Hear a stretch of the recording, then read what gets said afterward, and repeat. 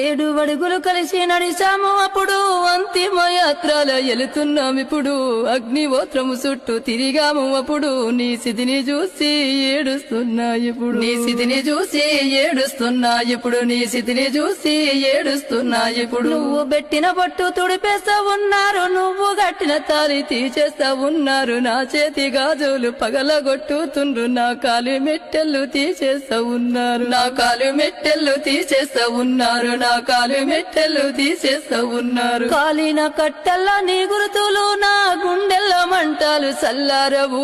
car జీకటాయ నా జీవితం ఇక దిక్కులేనిదాయ నా ఈ బతుకు ఇక దిక్కులేనిదాయ నా ఈ బతుకు ఇక దిక్కులేనిదాయ నా ఈ బతుకు